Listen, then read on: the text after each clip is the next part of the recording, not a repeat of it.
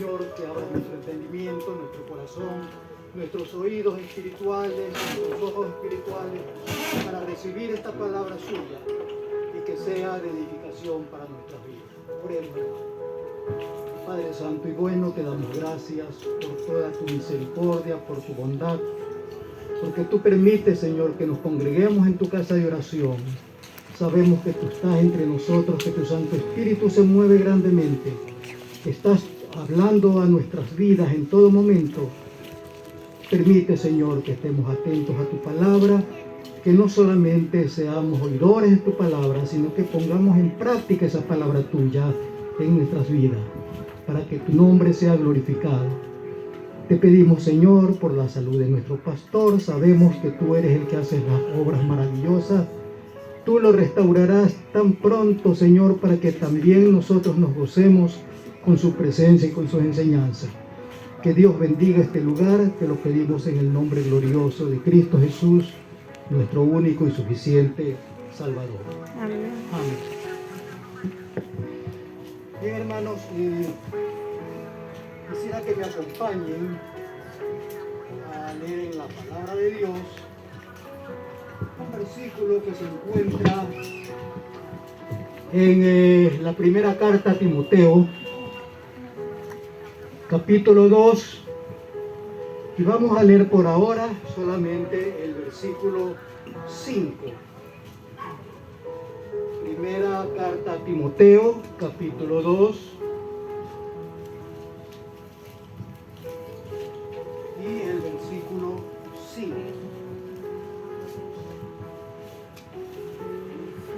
Dice así: porque hay un solo Dios y un solo mediador entre Dios y los hombres, Jesucristo hombre.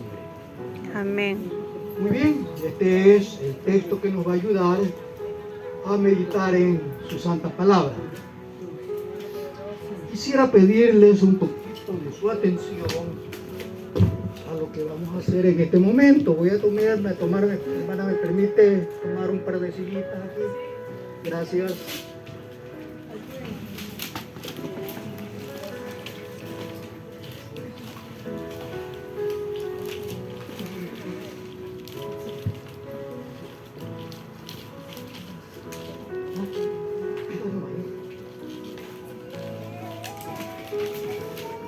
Bien, tenemos aquí una representación conseguida con sillas.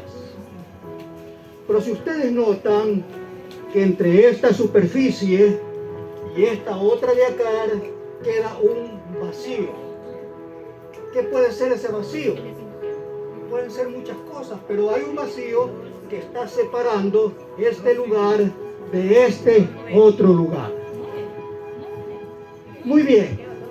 Yo estoy seguro que en esta zona, quizás algunos años, en época de invierno precisamente, habrían lodazales, charcos de agua, en donde los que habitaban en esta zona tenían la necesidad de construir, ¿qué cosa?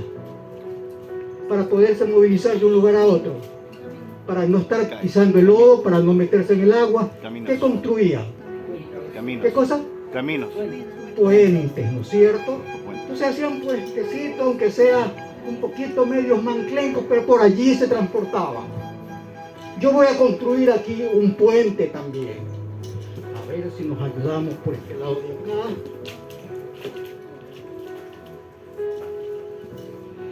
Si coloco, para evitar este abismo, esta tablita entre las dos sillas, he formado ¿qué cosa? Puente. He formado un Puente. puente. He formado un puente. Si consultamos lo que significa realmente un puente, vamos a encontrar dos definiciones en lo que se refiere a puente. Dice que puente es una construcción que se levanta sobre una depresión, que era la que estaba en el centro del terreno. Esto puede ser un río, puede ser un canal, puede ser un foso, pueden ser muchas cosas que separan un lugar del otro. Entonces, no hay unión allí, no hay unión. En otro sitio, para comunicarse entre los dos lados, es necesario un puente. Otra definición de puente dice que es una persona o cosa material o inmaterial que sirve para poner en contacto o acercar dos cosas distintas. Entonces vamos a ver qué podríamos nosotros llamar puente, ¿no? Muchos de ustedes habrán visto anteriormente que para trasladarse de la ciudad de Guayaquil hacia la ciudad de Durán, no había pues el famoso puente de la unidad nacional, ¿no? ¿Cómo se transportaba esa gente de un lado a otro? Utilizaban lo que se llamaban las gabarras. Entonces eran embarcaciones grandes que transportaban a la gente de un lugar al otro. Cuando ya se hizo el puente, pues todo se facilitó. Miren las grandes utilidades que nos puede dar la construcción de un puente. Si aquí nosotros, ahora que veníamos de viaje el día de ayer, pasamos por algunos puentes y cada uno de esos puentes tiene un nombre diferente, ¿no? ¿Por qué habían hecho esos puentes? Precisamente porque había algún obstáculo que impedía que el transporte o las personas se deslicen sin ninguna dificultad y construían puentes. Es lo que está destacándose aquí como una ayuda para evitar una depresión, un lago, un hueco, un abismo. Muy bien. El otro ejemplo que tenemos de puente es la unión que se puede realizar, por ejemplo, cuando viene la empresa eléctrica y corta la luz.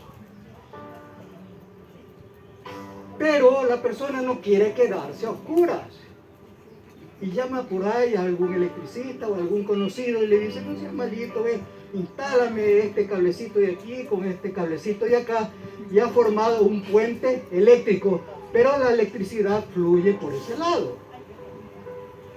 Tantas cosas que podríamos utilizar como puente, ¿no? Para poder contactar de uno a otro lado cualquier cosa o circunstancia. Pues bien, entonces con estas características podríamos nosotros analizar lo que tiene el Señor para nosotros. Si vamos al libro de Romanos, a la carta que escribe Pablo a los Romanos, en el capítulo 6, versículo 23a, es un versículo muy conocido que algunos se lo saben de memoria. Romanos 6, 23a. Dice allí este versículo: porque la paga del pecado es la muerte. Porque la paga del pecado es la muerte. Y otra vez tenemos que trasladarnos al comienzo de la creación. Cuando Adán y Eva fueron creados por el Señor, había comunión entre Adán y Eva y el Señor en una forma directa. ¿Cuánto tiempo vivió Adán y Eva en esa condición, con esa comunión completa con el Señor? No la sabemos. Sin embargo, sabemos que en el momento que desobedecieron la advertencia que les había dado el Señor, que el día de que coman de aquel árbol de la ciencia del bien y del mal, por cierto, ese día morirán. Se refería también a la muerte física. Sabemos que Adán vivió 600 y otros tantos años, engendró muchos hijos. Sin embargo, pues eso era físicamente, y el Señor le había advertido: porque del polvo fuiste tomado y al polvo tendrás que volver. Esa era la sentencia. Pero la sentencia más triste para Adán y Eva fue precisamente que en ese momento perdieron esa comunión directa que tenían con el Señor. Ya no había esa relación estrecha entre ellos y Dios. A tal punto que cuando el Señor fue a buscarlos, entre comillas, preguntó a Adán: ¿dónde estás? Dice que Adán y Eva se escondieron de vergüenza. ya no tuvieron la suficiente personalidad como para decirle, Señor, aquí estamos, ¿no? Y el Señor me pregunta, ¿pero por qué te escondes? Ay, Señor, ¿por qué? Me he dado cuenta que estoy desnudo. ¿Cuántos años habrán pasado Adán y Eva en el paraíso, en el Edén? Y recién se daban cuenta de que estaban desnudos. ¿Por qué? Porque tenían conciencia de lo que era lo bueno y lo malo. Y sintieron vergüenza. Entonces, en este caso, ya no hubo solamente la muerte física a la cual estaban condenados Adán y Eva, sino que también comenzaron a sufrir las consecuencias de la separación con Dios. La muerte más desastrosa y que no iba a terminar con la muerte de Adán, que duró 600 y tantos años. Esta muerte espiritual era para siempre. Una eterna separación de Dios. ¿Cuál era la causa? Como acabamos de leer precisamente, dice, es el pecado, porque la paga del pecado es la muerte. Lamentablemente nosotros estábamos condenados a recibir este castigo por las desobediencias de nuestros padres y luego por nuestras propias desobediencias. Estamos condenados. Es necesario entonces pensar en eso, de que hemos perdido esa comunión estrecha con el Señor y lo único que tenemos que esperar, si no nos arrepentimos, es el castigo eterno, la eterna separación de Dios con nosotros. En el libro en la misma carta a los romanos, el apóstol Pablo dice lo siguiente. Vamos a ver qué dice el apóstol Pablo en esta carta a los romanos. Capítulo 3.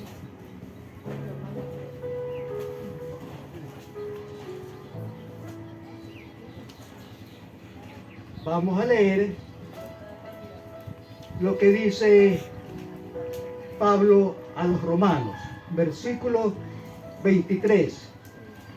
Por cuanto todos pecaron y están destituidos de la gloria de Dios.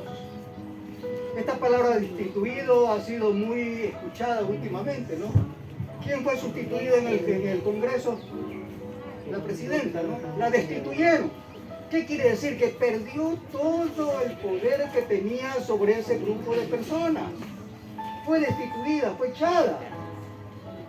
El pecado que nosotros tenemos en nuestro interior nos hace precisamente sufrir esta destitución. Estamos destituidos, pero no del Congreso, no de una reunión, no de un cargo de presidente. Estamos destituidos de la gloria de Dios. Eso sí es bastante penoso para nosotros. Saber que no vamos a poder tener esa comunión con el Señor, porque estamos destituidos a causa de nuestro pecado. Estamos condenados. Esa es nuestra condenación.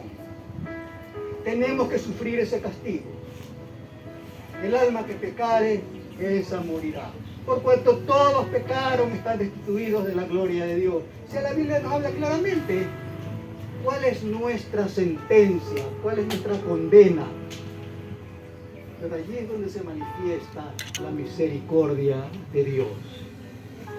A pesar que estamos condenados, como dice Juan 3:19, por favor, busquen Juan 3:19, para saber qué significa esta condenación, ¿no? Juan 3:19 dice, y esta es la condenación, que la luz vino al mundo y los hombres amaron más las tinieblas que la luz. ¿Por qué cosa? Dice, porque sus obras eran malas. Nuestras obras son malas y por eso estamos destituidos. Por eso estamos sufriendo las consecuencias de esta condenación. No tenemos salvación, no tenemos ninguna otra cosa que nosotros por nuestros propios medios podamos hacer para recuperar ese privilegio de tener comunión con el Señor.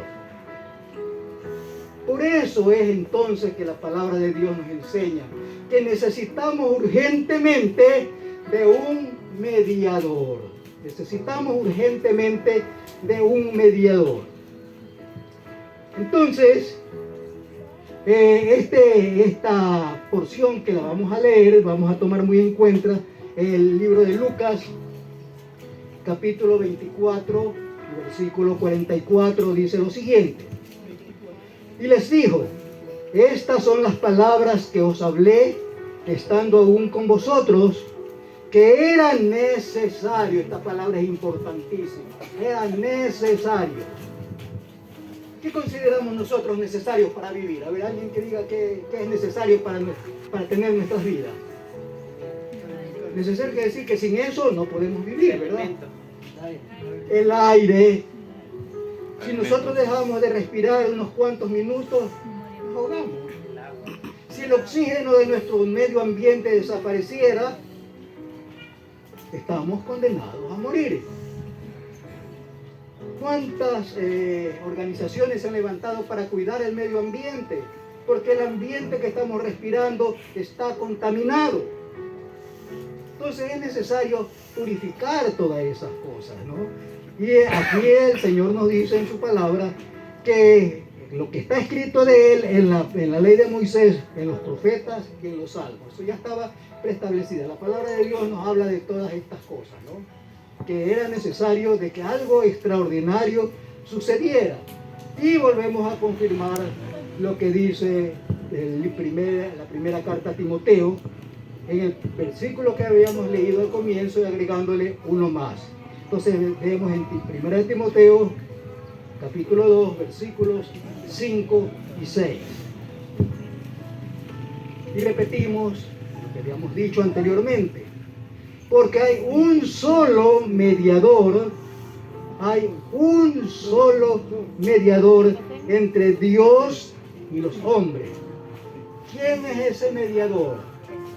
Ese es Jesucristo. Hay un solo mediador entre Dios y los hombres y ese es Jesucristo hombre. Miren ustedes, pero lo que agrega aquí a continuación es lo que debemos recordar siempre en nuestra mente. Él le da la solución. Jesucristo era el mediador entre nuestro Padre Celestial y nosotros. Pero dice que Jesucristo se dio a sí mismo en rescate. ¿Qué significa rescate? Salvar a alguien de algún peligro. Eso es rescatarlo, ¿cierto? Salvar a alguien de algún peligro. Dice que Él mismo se dio para actuar como un rescatista por todos nosotros, de lo cual se dio testimonio a su debido tiempo. ¿Cuál ha sido el testimonio a su debido tiempo? Desde la época de los profetas, en la época de los que estaban los sacerdotes, la palabra de Dios, el Espíritu Santo, siempre nos ha dado una muestra de lo que debería suceder. Entonces aquí tenemos un mediador, ¿Quién es nuestro mediador? Jesucristo es nuestro mediador. Y lo confirma en el libro de Hebreos, capítulo 12, versículo 24. Dice aquí, lo menciona Jesús, el mediador del nuevo pacto. El mediador del nuevo pacto. Y a la sangre rociada que habla mejor que la de Abel. Dice la palabra de Dios que sin derramamiento de sangre no hay remisión de pecados. Era necesario que el Señor Jesucristo derrame su sangre para remitir a nosotros del pecado. Y por esa sangre preciosa, Él se convirtió en el mediador entre el Padre Celestial y nosotros. Nos dio la posibilidad de ser nuevamente hechos hijos de Dios.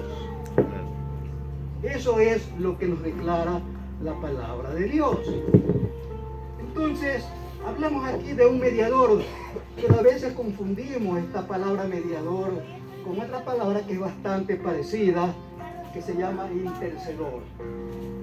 Entonces, veamos lo que dice acerca de un mediador. Dice, un mediador es quien está entre dos o más personas. Y una y allá otra. Un mediador es quien está entre dos o más personas, ofreciendo su persona, Nadie lo obliga, él se ofrece voluntariamente. ¿Con qué propósito se ofrece voluntariamente? Dice, ofreciendo su persona para ser como de puente. Se ofrece voluntariamente para servir como un puente entre nosotros y nuestro Padre Celestial. Entonces, esto es lo que podríamos nosotros considerar como nuestro mediador. Dice, sobre todo si están en conflicto. Hemos estado en conflicto, no hemos estado en conflicto con el Señor. ¿Cuándo hemos estado en conflicto con el Señor? Cuando estábamos condenados a la muerte eterna. No teníamos salvación. Y eso es un conflicto muy, muy grande, ¿no? Algunos no le dan importancia a ese conflicto. Y piensan que esta vida material que tenemos se termina y se acabó todo.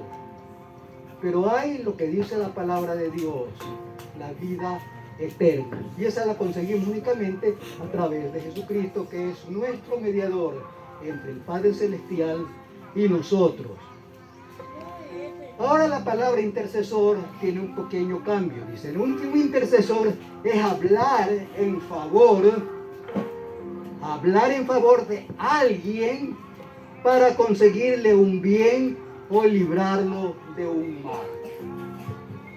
El Señor Jesucristo también es nuestro intercesor, ¿no? Porque Él intercede ante el Padre por nosotros.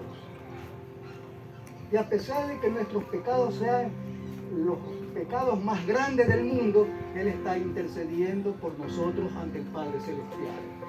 Para alcanzar ¿qué cosa? Dice, para alcanzar un favor. ¿Cuál es el favor? Recuperar la vida eterna que el Señor nos dio desde su creación. Entonces, considerando estas cosas, vamos a ver pues que necesitamos un mediador, un puente que nos lleve hacia el Padre. Esto no lo podemos conseguir ninguno de nosotros, es únicamente por gracia, porque por gracia sois salvos, dice la palabra de Dios. No por obras para que nadie se gloríe. Es un don de Dios, un regalo de Dios. Es tan grande ese regalo de Dios que mandó a su Hijo para que sirva como mediador entre Él y los hombres. Tuvo que recoger el pecado de toda la humanidad del Señor Jesucristo sobre sí. Sufrir el castigo que nosotros merecíamos por nuestros pecados. Él tomó todas esas cosas, las sufrió en sí mismo. Tuvo una flaqueza el Señor Jesucristo en el momento cuando escuchamos la oración del huerto, ¿no? Cuando está comunicándose con el Padre Celestial y le dice, Padre, si es posible, no permitas que yo tenga que beber de esta copa. Porque sabía lo que le estaba esperando por sufrir. Pero inmediatamente el Señor Jesucristo, en su gran amor, dice, pero no se haga como yo quiero, sino como tú quieres. Si tuviésemos cada uno de nosotros actitud de hacer la voluntad del Padre, ese mundo completamente sería diferente a lo que estamos nosotros viviendo actualmente. Entonces el Señor Jesucristo es quien nos ha acercado, quien nos ha librado de esta condenación eterna. Cristo nos ha acercado al Padre, dice Efesios, en el capítulo 2, versículo 13. Pero ahora en Cristo Jesús, nosotros, que en otro tiempo estabais lejos, habéis sido hechos cercanos por la sangre de Cristo. Esa distancia que nos separaba del Padre Celestial sirvió aquí el Señor Jesucristo como puente para podernos unir nuevamente con esa bendita gracia que el Señor Jesús, que el Padre Celestial tiene para nosotros. Únicamente a través del Señor Jesucristo, dice, porque no hay otro mediador, solamente el Señor Jesucristo es nuestro único y suficiente Salvador. La sangre de Cristo derramada es la que nos une y nos reconcilia con el Padre Celestial. El Señor también nos ha reconciliado. Veamos lo que dice Colosenses, capítulo 1, versículo 21. Colosenses 1:21 dice: y a vosotros también, que erais en otro tiempo extraños y enemigos en vuestra mente, haciendo malas obras, ahora os ha reconciliado. ¿Qué es reconciliarse? Cuando hay enemistad entre dos personas, alguien se encarga de buscar una reconciliación entre esas dos personas para que vuelvan a tener ese contacto, esa amistad, ese acercamiento. Jesucristo nos ha hecho este cambio en nosotros, nos ha reconciliado con su Padre para que estemos cercanos a Él. Somos entonces una experiencia completamente grande si la consideramos en nuestras vidas, que quien ha hecho esta reconciliación valedera ha sido el Señor Jesucristo, para podernos reconciliar con el Padre Celestial. Tenemos otro elemento que también nos sirve de ayuda. Dice: el Espíritu Santo también intercede por nosotros. En Romanos 8:26 dice lo siguiente: y de igual manera el Espíritu, refiriéndose al Espíritu Santo, nos ayuda en nuestra debilidad. Porque la carne es débil, decimos nosotros, ¿verdad? Asumimos que por esa debilidad de nuestra carne cometemos pecado. Entonces aquí está la ayuda que nosotros necesitamos. Dice: y de igual manera el Espíritu Santo nos ayuda en nuestra debilidad. Pues ¿qué hemos de pedir como conviene? No lo sabemos. Pero el Espíritu mismo intercede por nosotros con gemidos indecibles. Ya el Señor Jesucristo hizo la obra. La dejó como herencia a todo el resto de la humanidad después de su muerte y resurrección. Pero Él le dijo a sus discípulos: no os dejaréis solo. Os enviaré otro consolador para que esté con ustedes hasta el fin del mundo. Y ese es el Espíritu Santo de Dios que habita entre nosotros. Él está reconciliándonos en todo momento, ¿no? Él está ayudándonos, es nuestra ayuda idónea. Tenemos que clamar al Espíritu Santo para que sirva siempre con este propósito de mantenernos unidos con el Padre Celestial. Pero hay una condición, ¿no? Todas las cosas tienen condición. Y aquí la condición es que debemos de permanecer en Él. ¿En quién? Vamos a ver en quién debemos de permanecer. Juan 15:5 dice lo siguiente: yo soy la vid.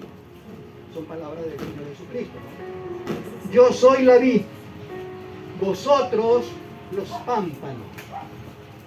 Yo soy la vid, vosotros los pámpanos, dice el Señor Jesucristo. El que permanece en mí, el que permanece en mí, aquí está la permanencia de depender completamente del Señor Jesucristo y de la obra que Él hizo con nosotros. El que permanece en mí y yo en Él, este lleva mucho fruto. Da aquí una razón bastante que nos da mucho que pensar y mucha responsabilidad para nosotros, ¿no? Cuando Él nos dice: porque separados de mí nada podéis hacer. Cualquier cosa que usted quiera emprender, si lo quiere hacer con sus propias fuerzas, con sus propios conocimientos, con su propia inteligencia, con su propia sabiduría, por más grande que sea en estudios o en ciencia, en lo que sea, el Señor Jesucristo nos está diciendo: sin mí nada podéis hacer. Solamente podemos hacer las cosas cuando permanecemos en Él. Y vamos a dar mucho fruto cuando permanecemos en Él. ¿Cuál es la forma de permanecer en el Señor Jesucristo? Siendo obedientes a su palabra. cada día nosotros recibimos una enseñanza a través de la palabra de Dios. Y allí vamos a ver cómo es la mejor forma de permanecer en Él. Que no nos apartemos a diestra ni siniestra. Y le pedimos en nuestras oraciones: Señor, ayúdame. Aparta de mí las tentaciones. Guía mis pasos. Bendíceme. Todas las cosas le pedimos al Señor Jesucristo. Y Él está dispuesto en todo momento a hacerlo. Pero en nosotros depende que nos sometamos a su voluntad. Sin mí nada podéis hacer. Y eso quiere el Señor Jesucristo, que reconozcamos siempre que sin Él nada podemos hacer, pero con Él todo es posible. Amén. Con Dios todo es posible. Debemos permanecer en Él. Por eso, pues, el apóstol Pablo tiene unos versículos que nos va a ayudar a nosotros a reconocer esta obra preciosa que Dios ha hecho con nosotros. Vamos a Romanos capítulo 8.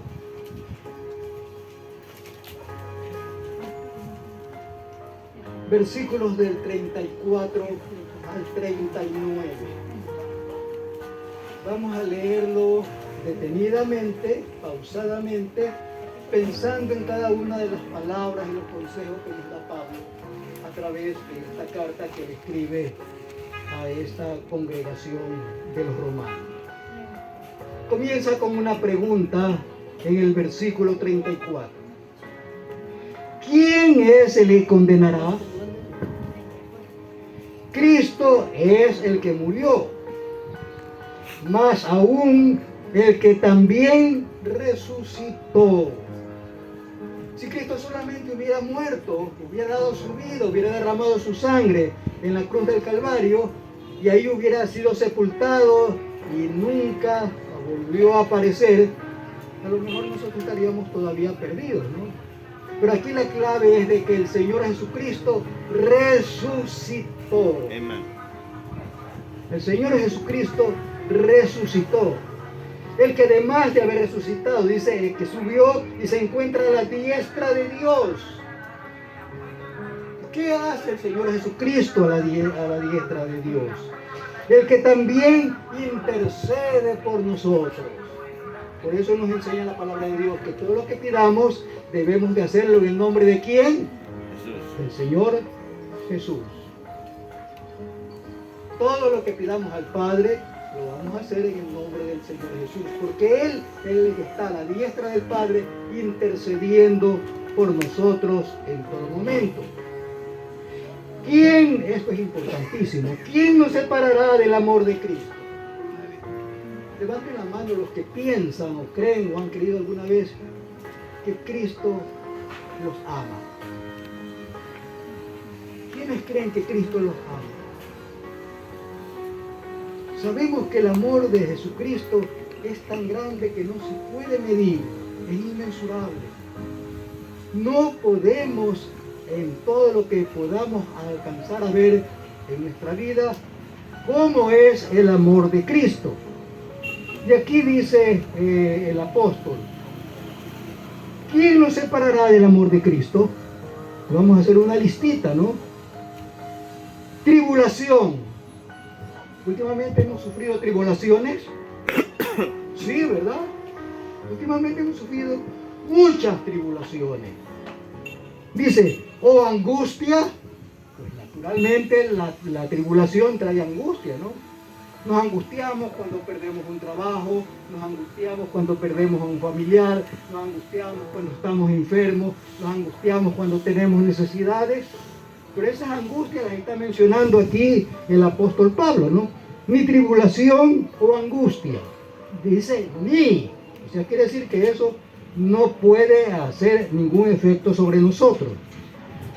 Ni tribulación o angustia o persecución.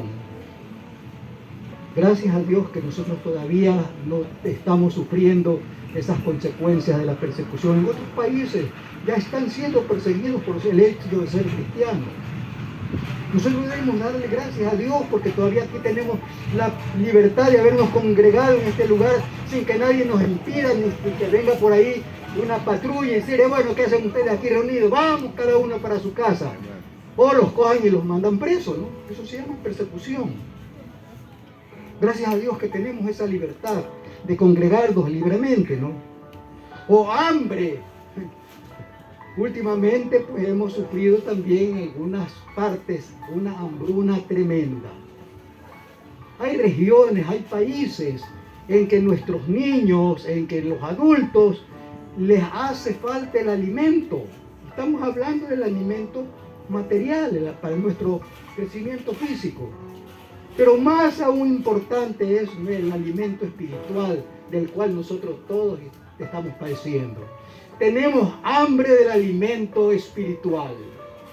Eso permanece en nosotros. Por más dinero que tengamos, siempre habrá hambre, una hambre espiritual para beneficio de nuestro espíritu. O desnudez, cuando no tenemos que ponernos. O peligro, tan difícil que es ahora salir a las calles libremente, ¿no? Estamos acechados por el peligro por donde ni en su propia casa está usted salvo, ¿no? Así dicen los diarios, la televisión, las redes sociales. Nadie está libre de sufrir algún peligro. Entonces, estamos expuestos a eso. Pero ni siquiera esos peligros, dice Pablo, que nos podrá separar del amor de Cristo. O espada. Todavía no hemos alcanzado entre nosotros esa persecución con armas, ¿no? Como está escrito, dice, por causa de ti somos muertos todo el tiempo. Somos contados como ovejas de matadero. Y dice, antes, en todas estas cosas, las que hemos mencionado, antes en todas estas cosas, nosotros somos, ¿qué cosa? Más que vencedores. Que vencedores. En todas estas cosas somos más que vencedores. Eso es lo que dice Pablo en su carta, ¿no? En todas estas cosas somos más que vencedores por medio de aquel que nos amó. ¿Quién fue el que nos amó? El que acabamos de declarar que nos ama en todo momento. El que puso su vida por nosotros, por nuestros pecados. Entonces, porque Él nos amó, porque Él nos ama, es que estamos nosotros asegurados y siendo vencedores. Y dice, por lo cual estoy seguro. Fíjense esa seguridad que habla Pablo, ¿no? Esa seguridad deberemos de tomarlo cada uno de nosotros como propia. Estar seguros. Y cuando uno está seguro no hay ninguna clase de duda a nuestro alrededor. Por más que vengan dificultades, la duda no existe para nosotros porque estamos seguros. Dice aquí Pablo, y por lo cual estoy seguro que ni la muerte, cuántos seres queridos hemos perdido nosotros, pero ni esa muerte de ella o nuestra propia muerte nos va a conmover para hacer alguna cosa que no deseamos. Ni la vida, ni ángeles, ni principados, ni potestades, ni lo presente, ni lo porvenir, ni lo alto, ni lo profundo, ni ninguna otra cosa creada nos podrá separar del amor de Dios que es en Cristo Jesús, Señor nuestro. ¿Cuántos están seguros de eso? Amén. Estamos seguros que en los brazos del Señor estamos viviendo, disfrutando de una vida extraordinaria. No importa lo que venga a nuestro alrededor, no importa cómo seamos atribulados, que seamos perseguidos, que haya peligro a nuestro alrededor, pero estando aquí con el amor de nuestro Señor Jesucristo, nada de estas cosas nos podrá apartar de esta dicha, ¿no? Por eso nosotros debemos estar siempre confiados en el Señor. ¿Qué significa confiar? Confiar es mantener una confianza exclusivamente en alguien que estamos seguros que nos puede ayudar. Yo confío en ti, dice la gente, ¿no? y a veces nos traiciona. Pero el único que nunca nos traiciona es el Señor Jesucristo. Amén. Esa confianza que tenemos en Él nunca será causa de descuidarnos a nosotros. Entonces, sabemos que estas cosas nos van a ayudar a nosotros a mantenernos, como dice allí, separados de mí. Nada podéis hacer, vamos a estar siempre aferrados al Señor Jesucristo. Y tenemos una gran invitación. Que si hay un abismo entre nosotros y el Señor, tenemos un puente que es el Señor Jesucristo, que nos permite recobrar ese contacto con Dios. Amén. Si después de haber aceptado al Señor Jesucristo como nuestro Salvador, porque atravesamos el puente, pero como dice aquí, la carne es débil, ¿no? Y hemos pecado. El Señor Jesucristo es el que se encuentra a la diestra del Padre Celestial, intercediendo por nosotros. Seguimos confiando en Él. Podría decir el Señor Jesucristo: muy bien, ya te di la oportunidad, ¿no? Ya cruzaste el puente, ahora sí, nos vemos. De ninguna manera el Señor nunca nos abandona. Siempre está con nosotros, intercediendo ante el Padre por todo lo que le pidamos. Y si no sabemos pedir, ahí está la ayuda del Espíritu Santo, que con gemidos indecibles Él pedirá por nosotros. Tenemos que darle las gracias al Señor por todas esas promesas que se encuentran en su bendita palabra. Nos está invitando, nos está haciendo una invitación de que permanezcamos fieles a Él. Que seamos nosotros completamente fieles a Él. Que cada día busquemos de su ayuda. Que cada día, aunque nos tengamos que enfrentar a diferentes circunstancias, nuestra confianza en el Señor siempre deberá permanecer en nuestras vidas. Si queremos hacerlo así, es necesario entonces que nos pongamos en comunión con Él, que le digamos a Él: Señor, quiero confiar en ti, quiero permanecer en ti, quiero serte fiel, quiero recibir esa ayuda tuya en todo momento, quiero que intercedas por mí ante el Padre Celestial, porque he aceptado el sacrificio que tú hiciste por mis pecados. Ahora tengo que disfrutar de esa el gran regalo que nos tiene Dios para nosotros. Lo que perseguimos nosotros es alcanzar la vida eterna. Oremos. Padre Santo y bueno, habla nuestras vidas, que algo de lo que hemos escuchado, o todo lo que hemos escuchado en esta mañana, esté guiando nuestros pasos en todo momento. Que no haya absolutamente nada que nos pueda separar de tu infinito amor. Obra sobre nuestras debilidades, llénanos con tu Santo Espíritu en todo momento, protégenos, Señor, ayúdanos a serte fiel, a permanecer en tu palabra, que tengamos tu santa palabra como la guía de nuestras vidas, que acudamos a ella en busca, Señor, de todo lo que necesitamos. Tu fidelidad es grande y tu misericordia es para siempre. Queremos entonces gozar de eso. Te damos gracias, Padre Celestial, por todo lo que has hecho, lo que haces y lo que harás en nuestras vidas, poniéndonos en tus manos.